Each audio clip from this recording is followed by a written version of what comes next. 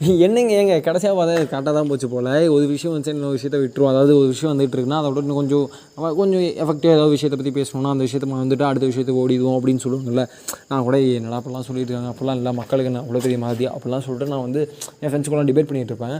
ஆனால் இன்றைக்கி பார்த்தா ஆமாம் இல்லை என்னடா இப்படி ஆயிடுச்சு அப்படிங்கிற மாதிரி தான் தோணுது. ஏன்னா நம்ம இவ்வளோ விஷயங்களை பற்றி பேசிகிட்டு இருக்கோம் இல்லையா. ஃபஸ்ட்டு நான் ஆப்கானிஸ்தான் பற்றி பேசணும். இன்றைக்கி ஆப்கானிஸ்தானில் வந்து ரொம்ப கொடுமையாக போயிட்டுருக்கு. வந்து அதை பற்றி யாருமே கண்டுக்கிறதே இல்லை. என்ன பேசிகிட்டு இருக்கோம் அப்படின்னா அமெரிக்கா போயிடுச்சு, ஆப்கானிஸ்தான் வெளியே போயிட்டாங்க, தாலிபான் கைக்கு வந்து ஆப்கானிஸ்தான் போயிடுச்சு, அதெல்லாம் பேசுனாங்க. ஓகே, இப்போ என்னடா நிலமைன்னு கேட்டிங்கன்னா தன்னோட கிட்னி விற்று தான் தன்னோட குழந்தைங்களுக்காக, குறைஞ்சபட்சம் தன்னோட குழந்தைங்களுக்காக ஃபுட் வாங்கி கொடுக்கும். அப்போ எனக்கு ஃபுட் இல்லை அப்படிங்கிற நிலமையில் இன்றைக்கி அங்கே பேரண்ட்ஸு குழந்தைலாம் விற்க ஆரம்பிச்சிட்டாங்க. வெளிநாடுகளுக்கு குழந்தைங்களை விற்க ஆரம்பிச்சிட்டாங்க. அந்த அளவுக்கு ரொம்ப கொடுமையான விஷயங்கள் போய்ட்டுருக்கு. நீங்கள் நம்ம குழந்தை விற்கிறது சட்டப்படி மிகப்பெரிய குற்றம் இல்லையா, மிகப்பெரிய குற்றம் அது.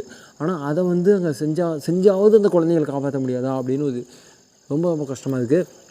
சரி, ஓகே. அடுத்து என்னடானா ரொம்ப பலிக்காக பேசுனதுன்னா யுக்ரைன் ரஷ்யாவாது, ஓகேவா, அதுதான் அதிகமாக பேசுகிறோம். அங்கே என்னடா ஆச்சுன்னு பார்த்தீங்கன்னா அவ்வளோதான் விட்டுட்டோம். பெருசாக அதை பற்றி நம்ம இன்றைக்கி பேசவே இல்லை. இன்றைக்கி எதை பற்றிடா பேசிட்டோன்னு கேட்டால் இலங்கையை பற்றி பேசிட்டுருக்கோம். யுக்ரைனில் என்ன ஆச்சு, முடிஞ்சா முடியல, எத்தனை பேர் செத்துருக்காங்க, எவ்வளோ ராணுவ வீரர்கள் பாதிக்கப்பட்டிருக்காங்க, எவ்வளோ குழந்தைங்க பாதிக்கப்பட்டிருக்காங்க, எவ்வளோ வெளிநாட்டிலேருந்து அங்கே வந்தாங்களா அவங்களும் எவ்வளோ பாதிக்கப்பட்டிருக்காங்க பேசுகிறதில்ல. ஜஸ்ட் அங்கே நியூஸ் வந்துட்டு இருக்கு, அவ்வளோதான். அதை பற்றி நம்ம பேசுறதில்ல. சரி, ஓகேடா. அதுக்கடுத்து என்னடா பேசிகிட்டு இருக்கோம் அப்படின்னு கேட்டிங்கன்னா இன்றைக்கி நம்ம ஸ்ரீலங்காவில் ஒரு இஷ்யூவை பற்றி பேசிகிட்டு இருக்கோம். ஓகேடா, ஸ்ரீலங்காவில் என்னடா இஷ்யூன்னு கேட்டிங்கன்னா அந்த எக்கனாமிக் கிரைசிஸை பற்றி பேசிகிட்டு இருக்கோம். அங்கே எல்லா விலைவாசியும் அதிகமாகிடுச்சு அப்படின்னு பேசிகிட்டு இருக்கோம். ஓகேடா, அடுத்த தர பற்றி பேச போனால் இந்தியாவில் எல்லா விலைவாசியும் எல்லாம் இன்க்ரீஸ் ஆகிட்டு இருக்குது.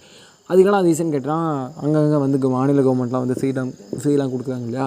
அதனால் ஸ்ரீலங்காவில் நடக்கிற மாதிரியே ஃப்யூச்சரில் இந்தியாவுக்கும் நடக்கிறதுக்கு வாய்ப்பு இருக்குதுன்னு சொல்லி சென்ட்ரல் கவர்மெண்ட் சொன்னதாக ஒரு விஷயம், அது உண்மையாக போயும் பட் சொன்னதாக ஒரு விஷயம் போயிட்டுருக்கு. ஓகே, எண்ட் ஆஃப் த டே ஒரு மிடில் கிளாஸாக நான் பெருசாக பாலிடிக்ஸ் எனக்கு தேவையில்லை. நான் பெருசாக வந்து எதுலேயும் இன்வால்வ் ஆக மாட்டேன். என் வாழ்க்கை என் குடும்பம்னு ஓடிட்டுருக்கேன். என்னோட பாயிண்ட் ஆஃப் லைஃப் இன்றைக்கி எனக்கு எப்படி இருக்குன்னு கேட்டிங்கன்னா, நீங்கள் ஜோசிக்காரலாம் எதுவுமே வேணாம். சிம்பிளாக சொல்ல போனால் பெட்ரோல் போடலான்னு பெட்ரோல் பங்க்கு போனால் பெட்ரோல் விலை கேட்டு நம்ம வயிறு இருக்குது இல்லையா. சரிடா, நம்ம எலக்ட்ரிக் ஸ்கூட்டருக்கு மாதிரி கவர்மெண்ட்டே எல்லாம் புஷ் பண்ணுறாங்கன்னு சொல்லிட்டு எலக்ட்ரிக் ஸ்கூட்டருக்கு போய் அந்த பக்கம் போகலான்னு நம்ம யோசிச்சாவே வண்டி பற்றிட்டு இதுன்னு சொல்கிறாங்க. என்னடா இது, இல்லை என்னது இது, எனக்கு ஒன்றும் புரியல அப்படிங்கிற அளவுக்கு தான் ஒரு மீம் பார்த்தேன். அந்த மீம் தான் ஃபுல்லாக ரொம்ப சிம்பிளாக சொல்லிட்டாங்க. இன்றைக்கி இந்தியாவோட மக்கள் தொகை அது என்ன சொல்கிறதுனா, நாம் எதை பற்றி பேச போவாங்கிறத நாம் முடிவு பண்ண போகிறதில்ல, நம்ம எதை வந்து வைரலாக்க போகிறத நாம் முடிவு பண்ண போகிறதில்ல.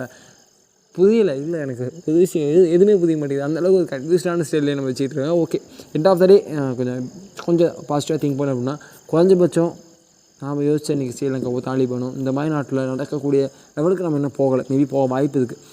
அதுக்கு முன்னாடியே நம்ம சுதாரிச்சுக்குவோம். அதுக்கு என்னடா பண்ணணுன்னா நம்மளை சுற்றி என்ன நடக்குதுன்னு முடிஞ்ச அளவுக்கு புரிஞ்சிக்க முயற்சி பண்ணுவோம்.